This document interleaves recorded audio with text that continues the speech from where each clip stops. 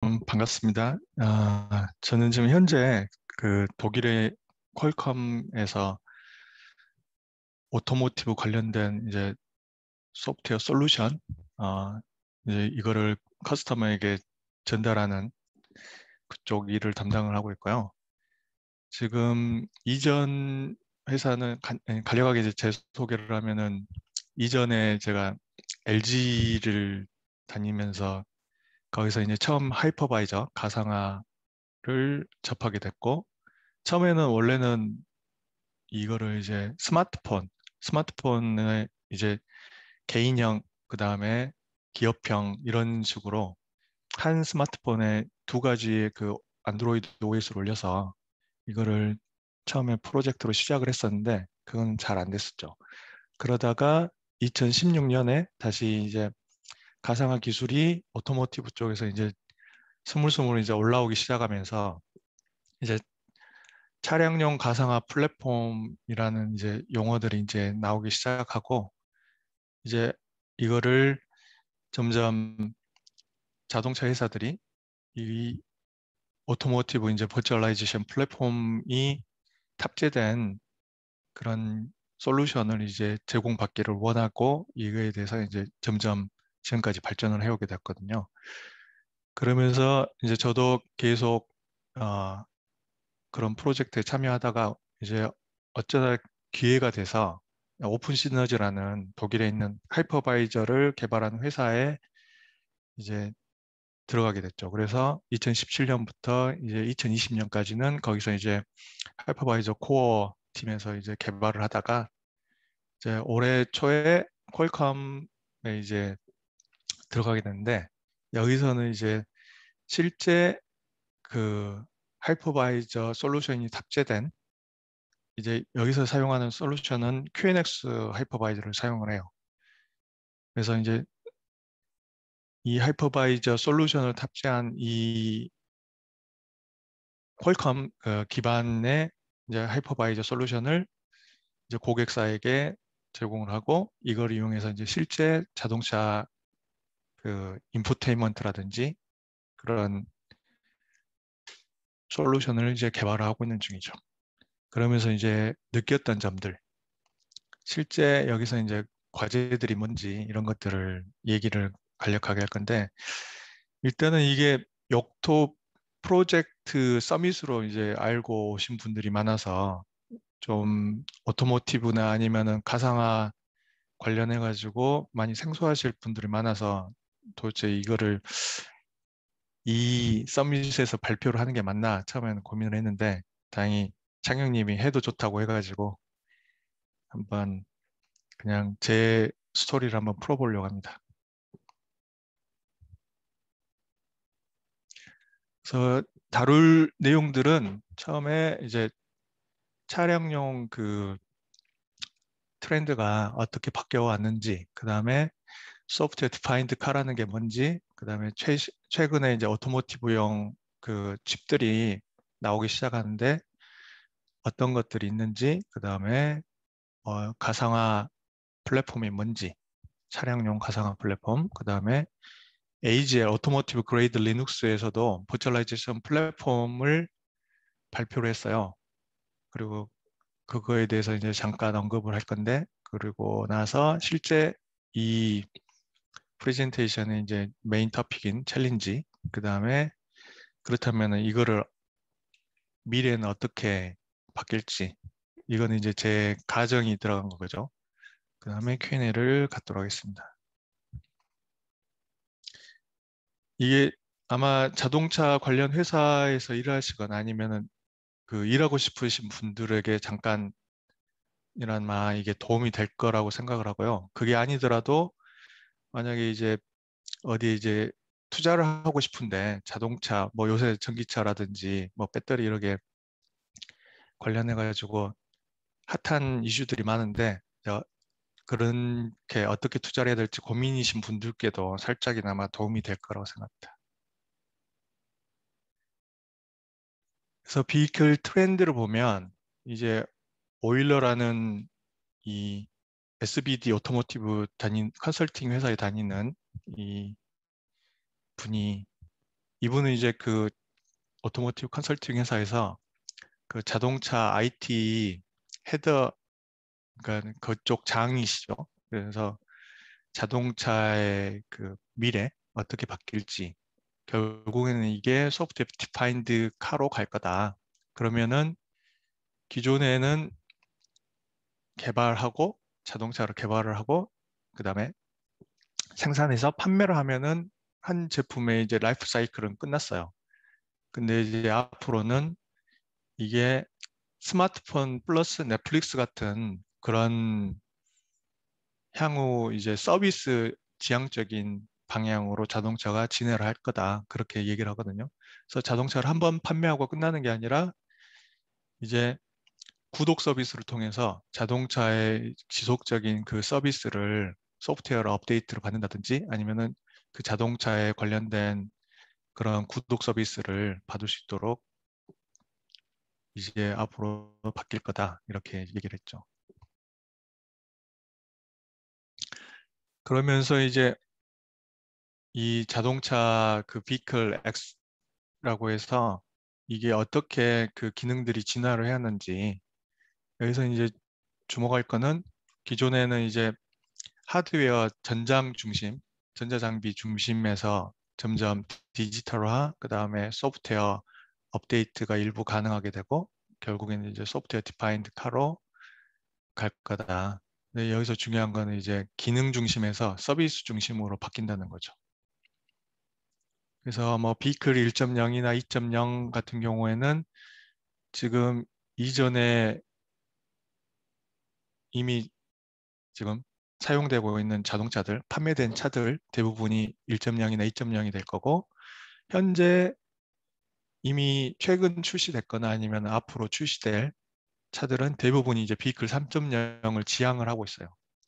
그래서 ADAS라든지 아니면은 디지털 칵핏, 그 다음에 이제 커넥티비티를 주 코어 도메인으로 가져가게 되고, 그 다음에 이제 소프트웨어나 미드웨어를 약간 앱스트랙 하기 시작한 거죠. 이 말은 이제 가상화 기술이 기본적으로 자동차에 탑재가 돼서 이런 서비스 업데이트라든지 아니면은 다양한 서비스들을 제공할 수 있도록 이제 바뀌게 되는 거죠.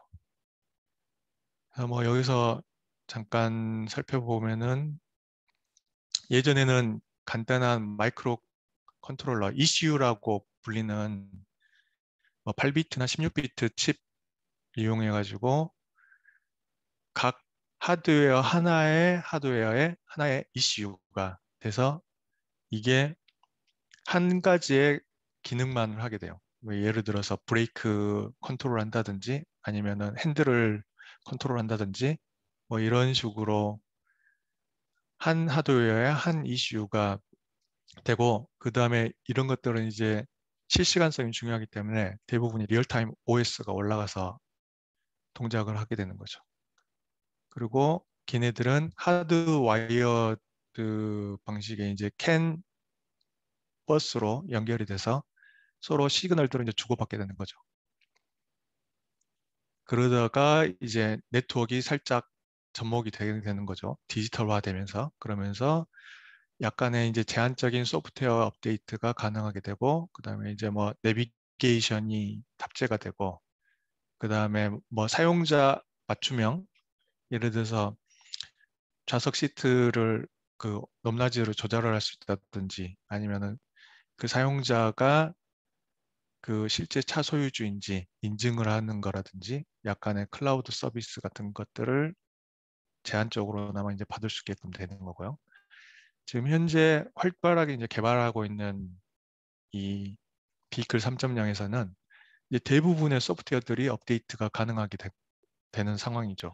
그 다음에 여기에 이제 다양한 그 소프트웨어 서비스들이 예를 들어서 이제 음성 인식이라든지 그 다음에 디스플레이도 터치 그 다음에 다양한 여러 개의 디스플레이 뭐 클러스터라 해가지고 우리들이 이제 엔진 그 상태라든지 아니면은 그 스피드 그 다음에 그 RPM 속도 이런 것들을 볼 수 있는 게이지들이 있는 클러스터 디스플레이, 그 다음에 인포테인먼트용인 센트럴 인포테인먼트 디스플레이가 또 있게 돼서 거기서 이제 뭐 음악이라든지 내비게이션이라든지 아니면은 뭐 영화를 지금은 볼 수도 있게 되는 거죠. 그런 데서.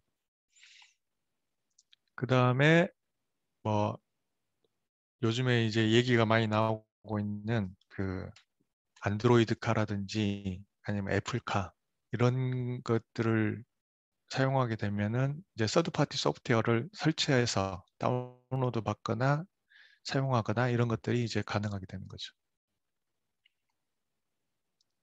그 다음에 비클 4.0으로 가게 되면은 이제 여기서부터는 이제 단순히 자동차를 더 이상 자동차라고 부르기가 어려운 상태가 되는 거죠. 이거는 덩치 큰 스마트폰이라고 보는 게 더 나을 수 있을 정도로 좀 더 이제 컴퓨팅 소프트웨어 집적도가 높아지게 되고 그렇게 되면서 이제 다양한 서비스들이 이제 가능하게 되는 거죠. 네트워크도 5G로 이제 빠른 속도로 하게 되고 이때부터는 이제 자율주행이라든지 그다음에 엣지 컴퓨팅 그래서 네트워크가 이제 안 되는 불가능한 상황에서는 엣지 컴퓨팅을 통해서 그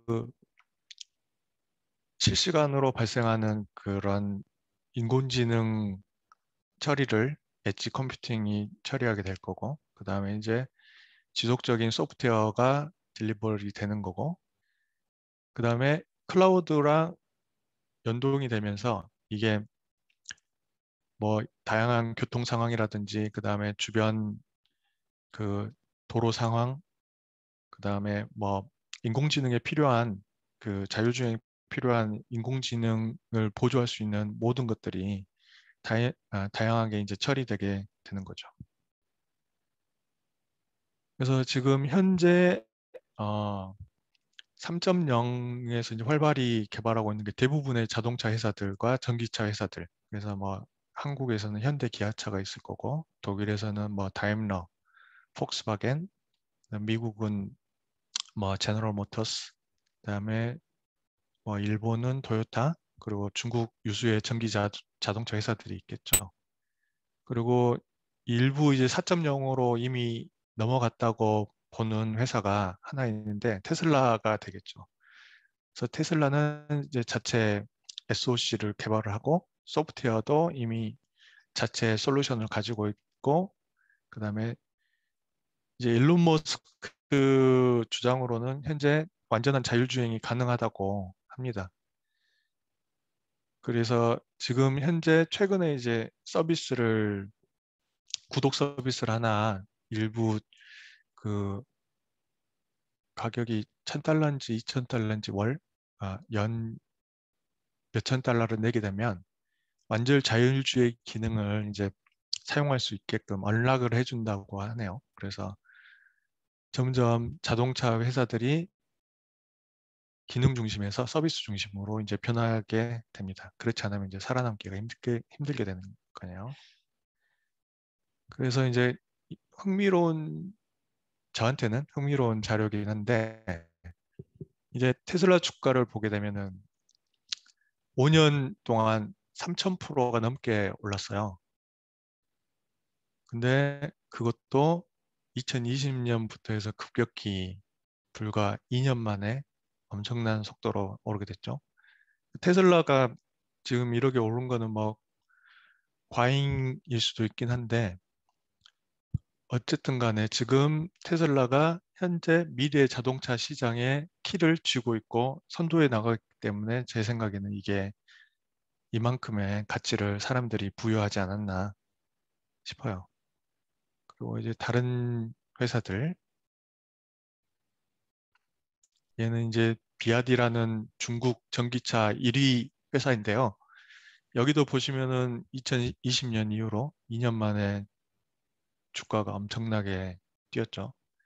그래서 얘네들은 그러니까 테슬라나 이 BYD 이런 회사들의 특징이 뭐냐면은 기존 전통 자동차 회사들과 달리 소프트웨어를 중시하고 소프트웨어 오리엔트된 회사들인 거죠.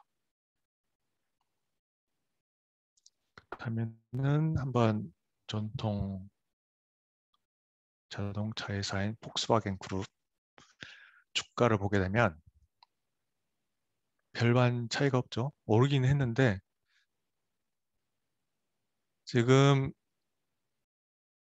보시면은 코로나 이후로 해가지고 많이 오르긴 했지만 이게 전기차 그 시장으로 뛰어들겠다고 발표하면서 이렇게 상승을 했지만 여전히 많은 사람들이 이제 퀘스천을 갖는 거죠. 진짜 폭스바겐 그룹이 엔진을 버리고 과연 전기차 회사로 소프트웨어 개발 회사로 거듭날 수 있을지 그거를 그다음 다른 회사도 한번 봐볼게요.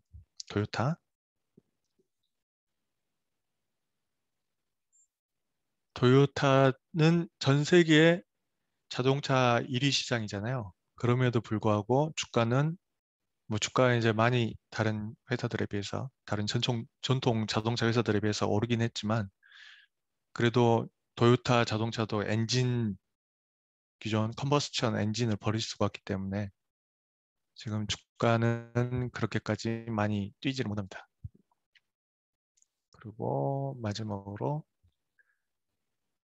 현대차. 우리나라 현대차도 보시면은 5년 동안 주가가 그렇게 만족스럽게 뛰지 못하는 상황이에요. 그래서 실제 이 기업들이 돈을 벌기 위해서 미래의 가치에 투자를 하는데 그렇다면은 지금 현재 기존 전통 자동차 시장 그에서 자동차를 판매하는 그러니까 기존에 뭐 휘발유차나 디젤차를 판매하던 회사들은 이게 쉽게 그거를 버리고 소프트웨어 개발 회사로 변신하기가 어렵죠. 내부 회사 내부에 이제 거센 저항도 있을 거고요. 그렇기 때문에 이런 것들을 극복을 해야지만이 이제 소프트웨어 디파인드 카로 갈 수 있게 된다고 생각을 합니다.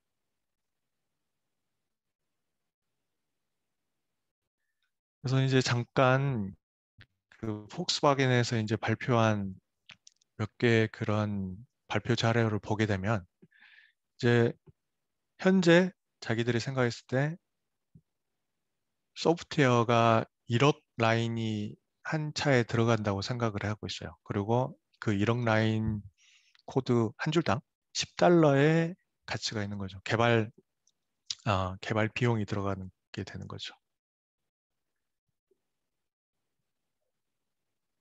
근데 이게 이제 앞으로 2020년 이후가 되게 되면 2억 라인, 이제 3억 라인, 그 다음에 이제 자율주행이 완전하게 되는 시대를 이제 2025년으로 보게 되는데 그때가 되면 이제 1억 라인이 넘어가게 되는 거죠. 그러면은 1 빌리언이니까 10억 라인이겠네요. 그렇다면은 한 라인당 10달러이고 1억 라인이 들어가게 게 되는 게 10억 라인으로 바뀌게 됐을 때 그렇다면 개발 비용은 얼마나 될지 이거를 한국 돈으로 이제 가늠하게 되면은 약간 뭐 환율을 1달러당 1,100원으로 따지게 되면은 10억 라인이면은 한 11조, 11조, 12조 정도의 개발 비용이 들어가게 됩니다. 그래서 이 엄청난 이제 개발 비용을 기존 전통 자동차 회사들이 이제 공격적으로 투자를 하게 되고 그러게 되면서 폭스바겐 그룹이나 이제 다임러 그룹에서도 공격적으로 이제 소프트웨어 엔지니어들을 채용을 하기 시작했어요. 그래서 자체 차량용 소프트웨어 플랫폼을 개발 중이고 그러면서 이제 상대적으로 기구나 아니면 전장 개발 인력들은 이제 구조 조정을 당하고 이제 점점 자리를 잃게 되고 있는 상황이죠. 그다음에 이제 자동차의 그 안에 아키텍트는 어떻게 바뀔지를 보게 되면 기본적으로 기존에 한 기능을 한 ECU가 담당을 했었고 이게 캔버스로 연결이 돼서 기능이 유기적으로 동작을 했었는데 지금은 그리고 거기에 이제 컨트롤 유닛이라고 하는 이 유닛들이 70개, 그 다음에 ECU, 그 마이크로 컨트롤러로만 따졌을 때는 200개 내지 거의 1000개 정도의 ECU가 들어간다고 합니다. 근데 이제 앞으로는 이게 고성능 컴퓨팅 칩으로 바뀌면서 3개 내지 5개로 줄어들게 되고요. 그 외에 이제 펑셔널 세이프티를 위해서 별도의 유닛이 추가적으로 탑재가 됩니다. 그리고 이제 이런 하드웨어 위에 기본적으로 이제 전기차가 되게 되면은 이제 엔진이 필요 없으니까 이렇게 심플한 구조로 가고 배터리를 이제 바닥에 가져가는 구조로 되어 있는 거죠. 그리고 기본적으로 자체 이제 OS 플랫폼, 폭스바겐에서는 VWOS라는 자체 이제 OS를 발표를 하고 여기에 투자를 지금 엄청나게 하고 있는 상황입니다. 그리고 다미너 같은 경우에도 또 MBOS라는 또 OS를 지금 개발 중이고 거기에 맞춰서 또 소프트웨어 인력과 엄청난 우수한 소프트웨어 엔지니어 인력들을 지금 투입하고 개발하고 있는 실정이죠. 그래서 앰비션이라는 그 소프트웨어 플랫폼 회사를 만들고 거기에 이제 우수한 인력들을 이제 지금 엄청나게 많은 인력들을 채용을 하고 있는 상황이죠.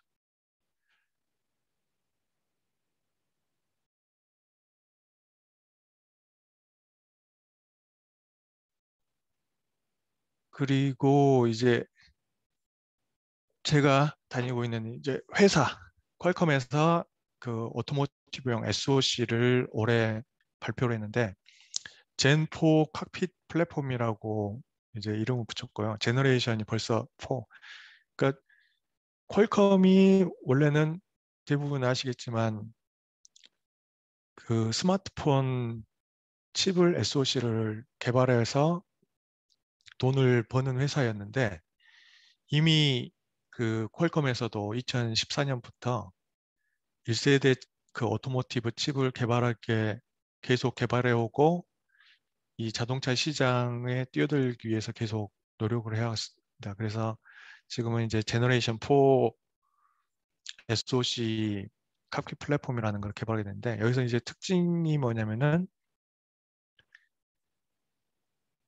SoC 안에 세이프티 매니저라는 그 IP가 따로 있어요. 그래서 이 자동차에서는 이제 안전이 가장 중요하기 때문에 이 안전을 모니터링하고 체크하고 그다음에 그 어떤 페일이 발생했을 때 그거를 안전하게 다시 회복할 수 있는 그런 기능들을 SoC 안에 이제 집어넣게 된 거죠.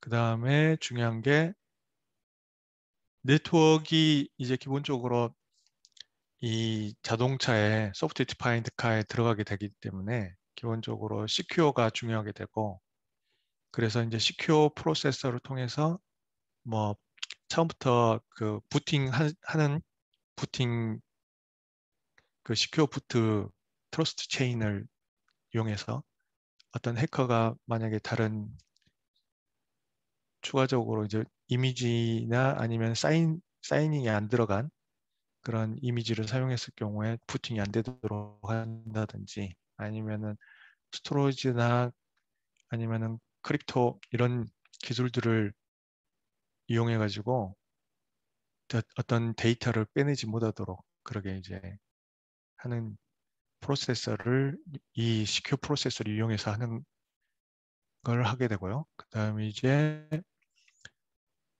앞으로 이제 인공지능을 AI를 이제 처리를 해야 되기 때문에 기본적으로 뉴럴 프로세서를 탑재하게 됩니다. 그래서 머신러닝이나 비전 프로세싱에 이 AI 이 프로세서를 이용해서 처리를 하게 되고요. 그 다음에 GPU도 마찬가지로 이제 이 차량용 이 소프트웨어가 가상화되면서 다양한 그 유저 익스피리언스를 가능해지기 때문에 여러 가지 음, 어디 갔다 왔어요? 여보세요? 헬로? 어린이집 갔다 와서 어디 갔어요? 제 말 들리시는 거죠? 지금까지? 네, 다 들리고 있어요. 아, 네.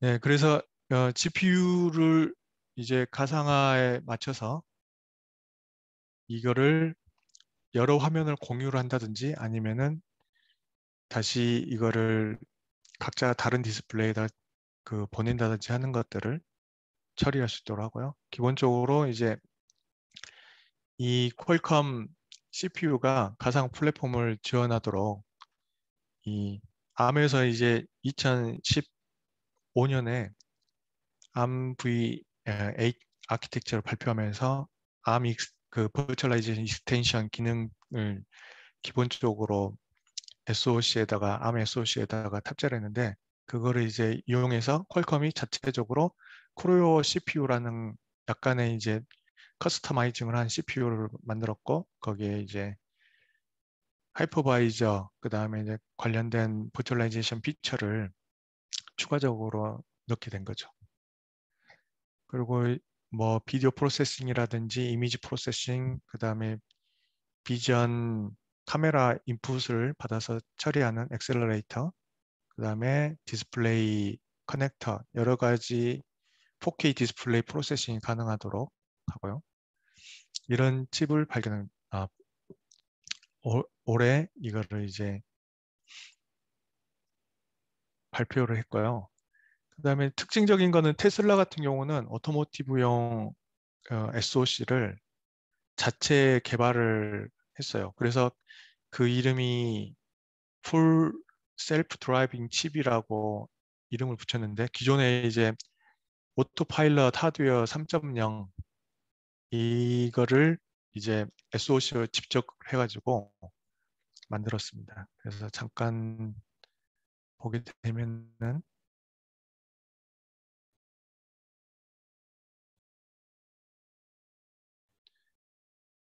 제가 이게 그 하이퍼바이저나 가상화를 지원하는지를 한번 찾아보려고 했었는데 그런 내용은 없었고요. 기본적으로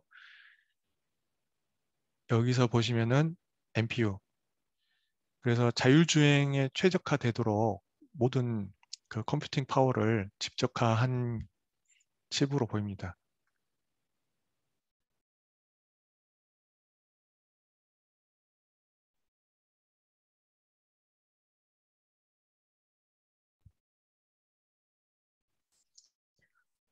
그러면 이제 오토모티브 버추얼라이제이션 플랫폼 이게 어떻게 구성이 되는지 그 맥킨지에서 2018년에 이제 발행한 기사를 이제 보면 이제 차량용 플랫폼은 이렇게 바뀔 거다라고 이제 재정의를 했는데요. 여기서 이제 기존의 그 아랫부분은 대부분 다 동일하지만 이제 미드웨어 레이어 오퍼레이팅 시스템 이 부분이 이제 특징이 어플리케이션들을 이제 추상화, 가상화하는 게 들어가서 다양한 OS들이 올라갈 수 있게 되는 거죠. 리얼타임 OS라든지 아니면 리눅스 아니면 안드로이드 이런 OS들이 한 SoC에 올라가게 되고요. 거기에 이제 인공지능 그 다음에 무수히 많은 어플리케이션들이 이제 돌아갈 수 있게끔 되고 그 다음에 클라우드 플랫폼까지 연결이 되게 되는 거죠. 그래서 앞으로는 이런 그 기본 그 차량용 플랫폼이 기본 기능을 자동차의 그 핵심이었다면 지금은 다양한 서비스, 클라우드 서비스라든지 어플리케이션, 커넥티비티 관련된 유저 익스피리언스 이런 것들을 지원할 수 있는 이제 미령 그 아키텍처를 발표를 했습니다.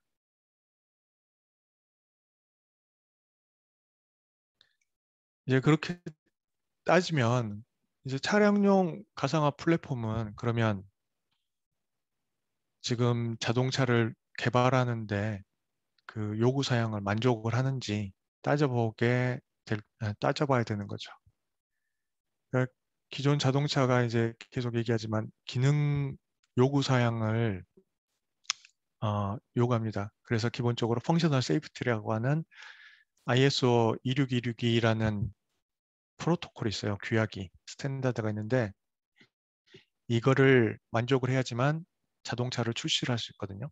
그래서 이게 진짜 안전하냐, 차량용 플랫폼을 사용하면 안전하냐, 그 다음에 지금 이제 앞으로는 네트워킹이 이 자동차의 기본 기능으로 이제 탑재가 되기 때문에 그러면은 이 사이버 시큐리티 엔지니어링 측면에서도 시큐어하냐? 이거는 현재도 진행 논의 중인 스탠다드이고요. 이거는 아주 확실하게 그 어떻게 이제 개발 가이드라인이 나온 거나 이런 거는 없습니다. 그래서 각 개발 회사들의 역량에 맞춰서 지금 개발을 해가고 있는 상황이고요. 그렇다면 가상 플랫폼이 효율적이냐, 그러니까 가성비가 좋냐, 그거를 따져봐야 되는 거고, 그 다음에 이게 향후 서비스를 제공하는 데 있어서 편리한가, 이거를 따져봐야 되는 거죠. 첫 번째로 이제 안전한가를 보게 되면은 가상화 플랫폼이 단순히 소프트웨어 측면에서만 아니라 지금 이렇게 보시게 됐지만 SOC의 그 하이퍼바이저는 아주 타이트하게 엮여 있는 상황이거든요. 그래서 이 가상화를 지원하지 않으면 가상화 플랫폼을 만들 수가 없는 거죠, 소프트웨어를. 그래서 SOC 단계에서부터 세이프티가 개런티가 돼야 되는 거고, 하이퍼바이저는 거기에 맞춰서 그 이 A실 B나 D 그레이드의 그 소프트웨어 인증을 받게 되는 거죠. 그게 이제 ISO 26262에서 그 등급을 매겨놨는데 A, B, C, D 이런 식으로 해서 A가 가장 낮은 등급의 세이프를 보장을 하는 거고요. D는 가장 높은 등급의 세이프티를 보장하는 겁니다. 그래서 기본적으로 하이퍼바이저는 이 B등급이나 D등급의 이 소프트웨어 그레이드 세이프티를 충족을 해야지만이 이제 실제 차량용으로 쓰이고 수가 있고 지금 현재 상용화된 그 하이퍼바이저 플랫폼들은 대부분 다 하이퍼바이저가 B나 D 등급의 세이프티를 충족을 하고 있습니다. 뭐 오픈 시너지라든지 QNX라든지 레드밴드라든지 네, 그 오픈 소스인 하이퍼바이저 뭐 예를 들어서 젠 하이퍼바이저라든지 아니면은 KVM 같은 경우에는 이게 오픈 소스이기 때문에 누가 주도권을 가지고 이 펑셔널 세이프티를 챙기기가 어려운 상황인 거죠. 그래서 지금 한참 논의 중이고 있긴 한데 젠 하이퍼바이저를 이 오토모티브용 그 하이퍼바이저로 사용하기 위해서 아직까지도 이 주도권이 어떤 회사나 아니면 어떤 단체에서 그 활발하게 가져가고 있지는 않습니다. 그 다음에 시큐어한가 이 부분은 이제 스탠다드를 지향을 하지만 지금 현재 이 아직도 논의 중에 있기 때문에 이 부분은 좀 더 지켜봐야 되고요. 하이퍼바이저가 아니다 하더라도 기본적으로 이 오토모티브 플랫폼에서 시큐어 파트는 계속 지금 아마 시큐어 엔지니어, 오토모티브 시큐리티 엔지니어나 아니면 아키텍터가 지금 많이 부족한 상황입니다. 그래서 이거에 대해서 좀 아마 관심을 가지신 분들이 있을 것 같은데 지금부터 준비를 하게 되면 아마 나중에 좋은 이런 채용 기회나 이런 것들이 있을 거라고 보고요. 그다음 하이퍼바이저는 기본적으로 이 아이솔레이션, 그러니까 예를 들어서 이제 두 개의 OS가 하이퍼바이저 위에 올라가게 되게 되면 서로 기본적으로 이 영향을 줄 수는 없는 거를 전제로 하거든요.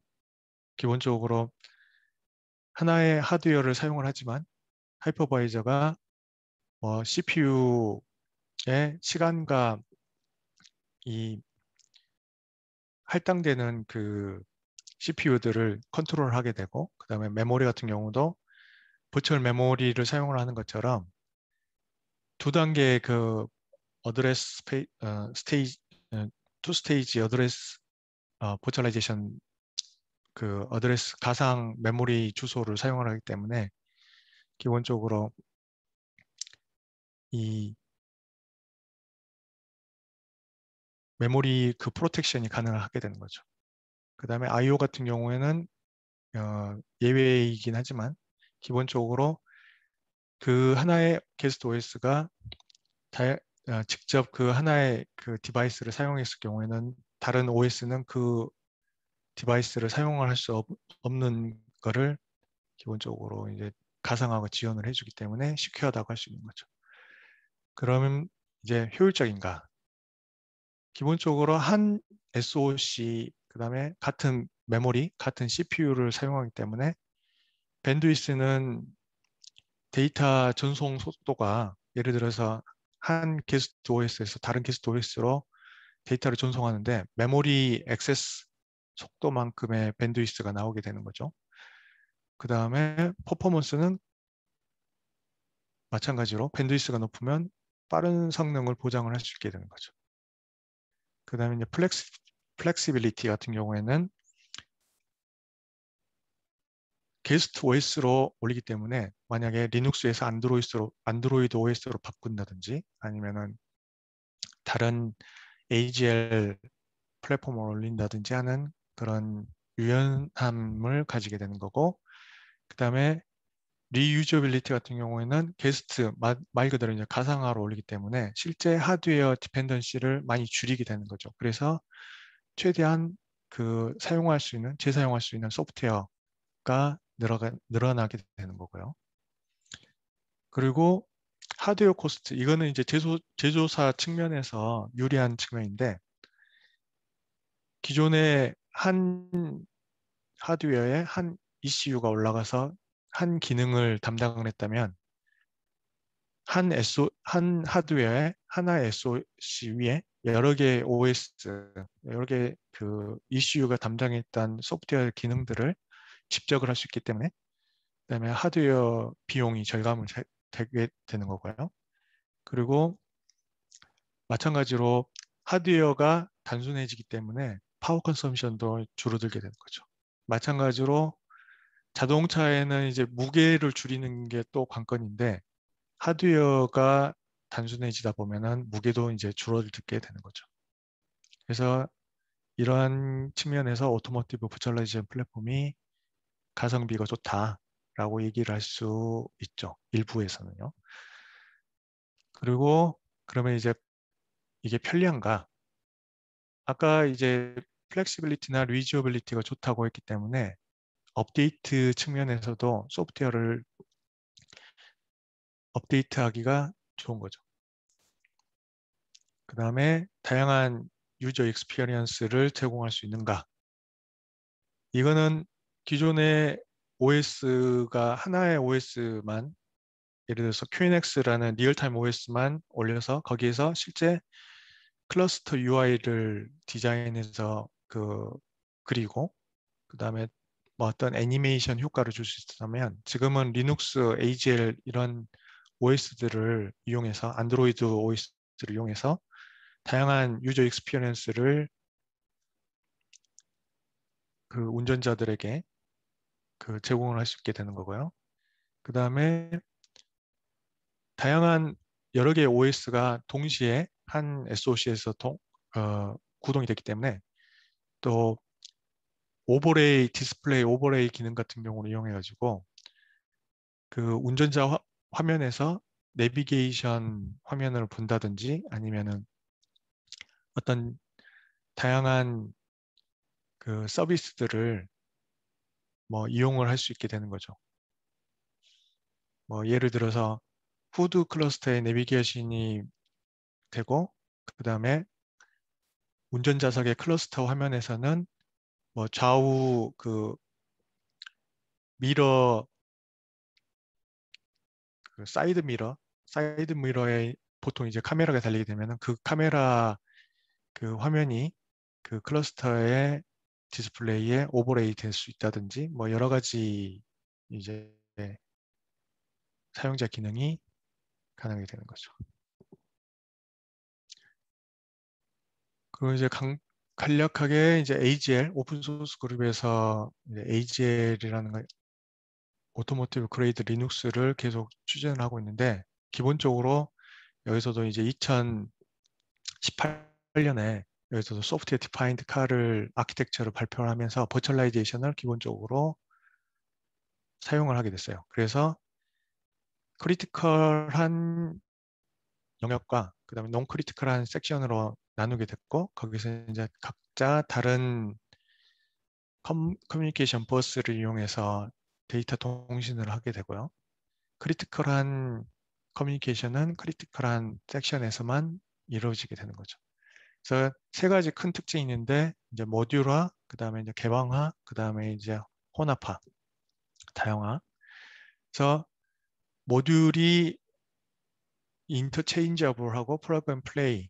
그러니까 이 어플리케이션이나 단순히 이제 어플리케이션 하나만 바꿀 수 있는 게 아니라 여기에 올라가 있는 이 OS 자체가 다른 OS로 바뀔 수 있기 때문에 모듈레리티를 보장을 하게 되는 거고요.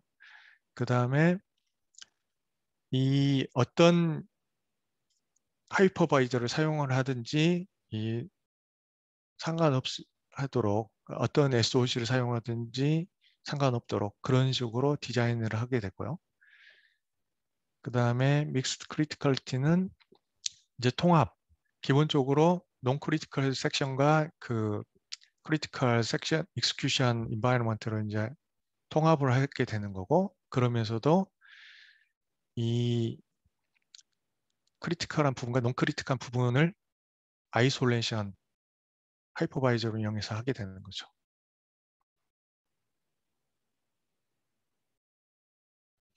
그래서 이제 현재 AGL 이 그룹에서 이 저기 프로젝트에서 메타 이지 버트라는 이 메타 레이어를 가지고 있긴 한데 가서 보시면 아시겠지만 2017년에 시작했지만 활동이 거의 없다고 보시면 돼요.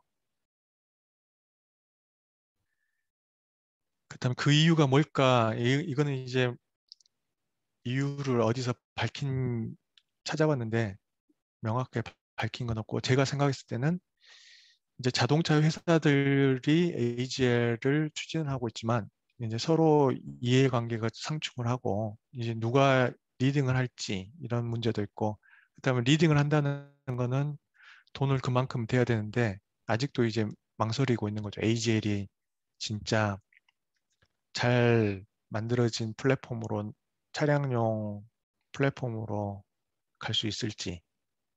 그래서 제 생각에는 이 부분이 좀 현재 여전히 퀘스천인 것 같고요. 근데 이제 최근에 이제 버트IO라는 디바이스 가상화 그 이 프로토콜이 인터페이스가 있는데 이거를 이제 스탠다드 프레임워크화 하려고 하는 이제 움직임이 있습니다. 그래서 이제 이제 리딩 그룹은 파나소닉이고요. 파나소닉이 오픈 시너지라는 그 하이퍼바이저 회사를 100% 자회사로 인수를 했고 거기에 이제 등 입어서 버트IO를 지금 그 디바이스 가상화 표준으로 프레임워크로 만들려고 지금 하고 있는 거죠. 그렇다면 이제 어떻게 제안을 했는지 보게 되면은 이 자료는 이제 그 미쯔야마라는 그 파나소닉 오토모티브 CEO가 2020년에 발표한 AGL에서 발표한 그 장표 일부분인데요. 그래서 이제 제안을 하는 거는 버트와이어 프레임워크를 스탠다드화하면 하이퍼바이저 XYZ, 그 다음에 SOC, ABCD 이런 것들을 다양하게 맞춰 끼워서 우리가 개발할 수 있다. 그래서 이 AGL 버추얼라이제이션 플랫폼은 재사용이 계속 가능하게 되는 거죠. 그리고 그 소프트웨어 개발 비용도 줄일 수 있게 되는 거고요. 그리고 하이퍼바이저 솔루션 프로바이더나 아니면 SOC 프로바이더는 입맛에 맞게끔 바꿀 수 있게끔 하자. 그러면은 이제 아무래도 하이퍼바이저 프로바이더 그다음에 SOC 프로바이더들이 경쟁을 해야 되니까 가격을 낮출 수 있고 상대적으로 자동차 회사들은 비용을 절감할 수 있다. 이렇게 이제 얘기를 한 거죠. 근데 이제 현실적으로 따지고 보면 이렇게 될 수 있을까? 이게 이제 퀘스천인데 이게 절반은 맞지만 이제 절반은 틀리다고 싶거든요. 왜냐하면은 하이퍼바이저와 그 SOC 간의 그 의존도가 상당히 높고 그 다음에 오픈 소스 하이퍼바이저 같은 경우에는 뚜렷하게 이제 그거를 주도적으로 이제 진행을 하는 그룹이 그 차량용 버추얼라이제이션 플랫폼으로 제공하기 위한 주도 그룹이 뚜렷하게 없는 상황이고요. 그 다음에 SOC나 하이퍼바이저 회사들 입장에서도 자기 그 회사들 자기 솔루션을 사용하도록 하기 위해서 좀 보수적으로 버트와이어 프레임워크를 지원을 하도록 하게 됩니다.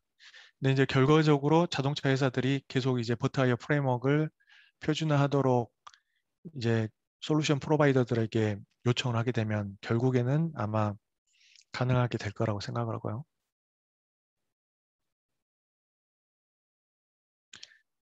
그래서 이제 보면 이제 오늘 주제 이제 핵심이긴 한데 너무 서두가 길어서 보면은 가상화 앱 챌린지 지금 개발하면서 가장 큰 과제가 세 가지가 있는데 리소스 자원을 할당하는 거, 그 다음에 자원을 공유하는 거, 그 다음에 자원을 운영하는 게 있습니다. 그래서 기본적으로 이제 하드웨어가 제한, 제한이 있기 때문에 예를 들어서 CPU는 8개, 8개를 어떻게 할당을 해야 될지 리얼타임 OS에게도 할당을 해야 되고 그 다음에 이 인포테인먼트용 OS에도 할당을 해야 되고 이런 식으로 그 다음에 이제 뭐 시큐리티 OS 아니면은 CQ OS 이런 식으로 할당을 하게 되는데 어떻게 분배를 해야 될지 문제. 메모리 같은 경우에도 보통 이제 인포테인먼트용은 내비게이션으로 구동을 하기 때문에 많은 메모리를 사용해야 되겠지만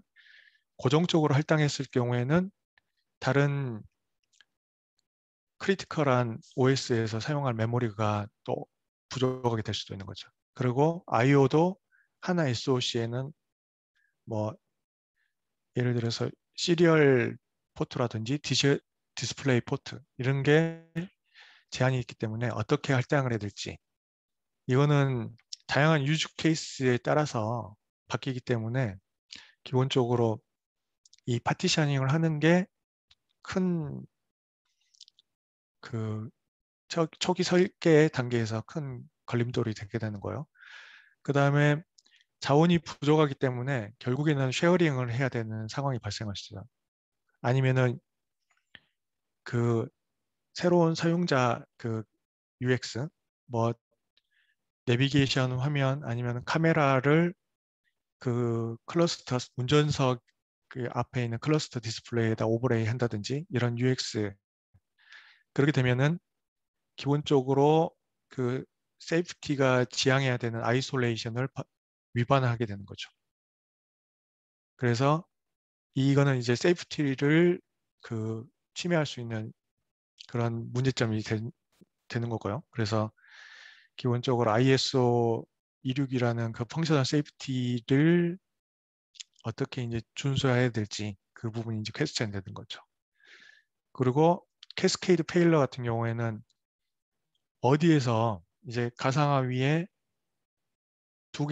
여러 개의 OS가 올라가고 그게 서로 자원을 공유를 하기 때문에 어느 부분에서 문제가 발생했는지 쉽게 그 루트 코즈를 확인하기 어려운 문제가 발생을 하게 되는 거예요. 그리고 자원을 이제 운영을 해야 되는데 기본적으로 하이퍼바이저 단계에서 스케줄러가 동작을 하고 그 다음에 리눅스에서도 아니면 리얼타임 OS에서도 자체 게스트 운영체제가 OS 스케줄링을 하기 때문에 이 스케줄링 자체가 논 디스터미스틱한 상황이 발생을 하는 거예요. 그래서 실질적으로 리얼타임 OS의 실시간성을 보장을 한다거나 아니면은 인포테인먼트 OS 쪽에서 실시간으로 인터럽트를 받는다든지 이런 것들을 처리하는 게 어려워질 수 있는 거죠. 이런 문제들을 해결하기 위해서 이제 어떻게 극복을 해야 되는지가 퀘스천이 되는 거고요. 또 파워 사이클도 마찬가지로 그렇다면은 성능 뭐 이제 기본적으로 자동차는 배터리가 충분하기 때문에 뭐 클락을 조절할 필요는 없긴 하지만 이 자동차를 뭐 서스펜드 리튬 상태 이런 거를 컨트롤을 하게 되는데 다양한 시나리오가 발생을 할 수 있는 거죠. 현재 운전 중에 인포테인먼트는 사용을 하지 않게 되면은 얘를 서스펜드 상태로 보내야 될지 그렇다면은 파워를 더 줄인 상태로 클락 파워를 줄인 상태로 이 동작을 해도 되는 건지 아니면은 자동차를 이제 시동을 끄고 단순히 음악을 듣는 경우에는 이번에는 이제 그 크리티컬한 세이프티 OS가 그러니까 클러스터 OS가 리얼타임 OS는 사용을 안 하는 상황에서 뭐 음악을 듣는다든지 아니면 내비게이션 화면을 본다든지 하는 경우에는 또 어떻게 파워 컨트롤 해야 될지 이런 부분들이 이제 퀘스천이 되는 거죠. 그리고 이제 또 다른 챌린지는 이제 개발 측면인데요. 그러니까 지금 현재 다양한 리얼타임 OS라든지 뭐 리눅스, 안드로이드 같은 오픈 소스, 그 오토사는 이제 자동차 회사에서 만든 그 자동차 기존의 그 ECU가 담당했던 그 자동차 기능들을 오토사 OS에 올려가지고 이제 할 건데 이런 다양한 OS들이 한 SOC에 올라가게 되고 그렇다면 이거를 소프트웨어 아키텍팅을 해야 되는데 지금 이거를 지금까지 해본 경험을 한 사람들이 많지 않은 상황이죠. 그리고 그거를 어찌어찌 해서 이제 아키텍팅을 잘 했다 하더라도 이걸 누가 평가를 할 수 있을까요? 이게 제대로 된 아키텍팅인지. 자동차 회사 같은 경우는 보통 에이스파이스라는 소프트웨어 개발 모델을 따르게 되는데 여기서는 이제 아키텍팅을 하고 개발하고 그 다음에 테스트하고 그거에 대해서 또 각 단계별로 그 평가를 해야 됩니다. 어세스먼트라는 게 들어가야 되는데 이거를 누가를 어떻게 할 수 있는지 이런 부분 문제가 되는 거죠. 그리고 테스트를 하는 경우에서도 이제 기존에 단순히 한 소프트웨어 펑셔널만 테스트해야 되는 게 아니라 정말 복잡한 소프트웨어 스택을 테스트를 해야 됩니다. 그리고 새로운 요구사항과 새로운 소프트웨어 아키텍처와 새로운 UX 이거에 대해서 또 경험이 많이 없기 때문에 이걸 어떻게 또 극복해야 될지 그 다음에 그거를 제대로 잘 테스트했는지 소프트웨어 퀄리티를 누가 개런티를 해야 될지 이런 것들이 이제 퀘스천이 되는 거죠. 그래서 지금 현재 진행 중이긴 하지만 그래도 많이 이런 문제들이 아직도 지금 진행 중이긴 하지만 그래도 어찌어찌 잘 되고 있는 것 같고요. 그리고 이미 출시된 그 오토모티브 버추얼라이제이션 플랫폼을 탑재한 자동차들이 지금 상용화되고 점점 하나둘씩 출시가 되고 있는 상황입니다. 그다음에 이제 앞으로 향후 이제 희망사항이긴 한데요. 이제 앞으로는 뭐 뒷좌석에서도 이렇게 디스플레이가 달려서 각자 즐기고 싶은 콘텐츠 서비스를 즐기고 네, 자율주행이 되는 거고요. 그 다음에 뭐 여기서 이제 좀 제가 생각했을 때는 너무 난잡한 디스플레이로만 깔려 있어서 남잡하긴 한데 그러니까 이게 지금 가능할지 퀘스천이잖아요. 근데 뭐 소위 한국에서는 개발자들을 갈아 넣으면 가능하다고 얘기를 하긴 하는데 이게 어떻게 가능할지를 이제 제가 나름 추측을 해봤어요. 지금까지 그 경험과 이제 찾아본 데이터 자료들을 바탕으로 그러니까 기본적으로 버트아이오 같은 이제 디팩토 사실상의 그 디바이스 가상화 표준이 나와야 되는 거고요. 그래서 소프트웨어 그 재사용성이 좀 더 올라가야 되는 거죠. 그 다음에 SOC 측면에서도 이제 기존의 그 디바이스 쉐어를 해야 됐던 자원이 부족해서 쉐어를 했던 부분들을 극복하기 위해서 더 많은 멀티코어 클러스터를 지원하도록 해야 되는 거고요. 그 다음에 이미 이제 엔비디아 같은 경우는 GPU 가상화를 지원을 해서 그 엔비디아는 이제 GPU의 최강자이기 때문에 이미 5년 전에 하드웨어 어시스트한 버추얼 GPU를 솔루션을 제공합니다.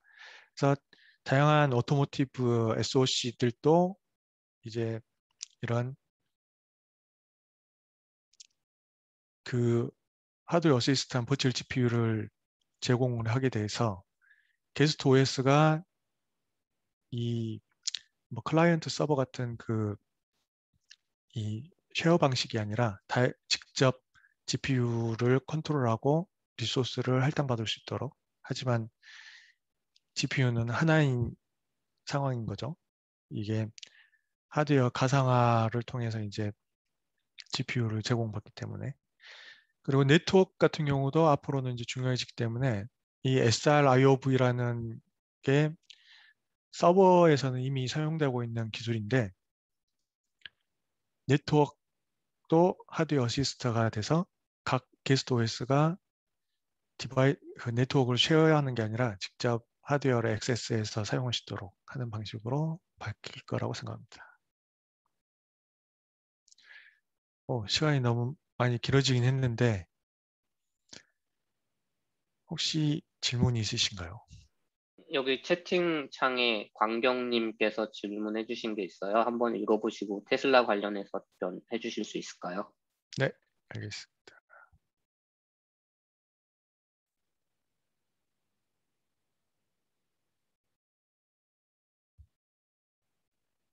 테슬라에서 AMD APU를 사용한다는 뉴스도 검색가 나오는데 이 SoC는 ARM SoC는 같이 사용됩니다. 글쎄요, 이거는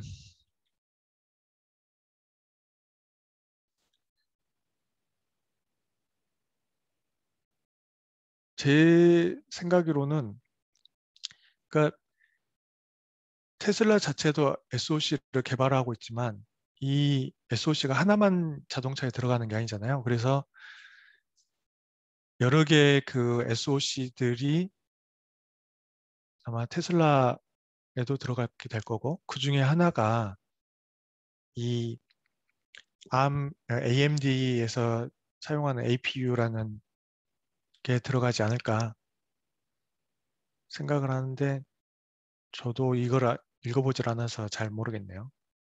나중에라도 한번 읽어보고 답변 드리겠습니다.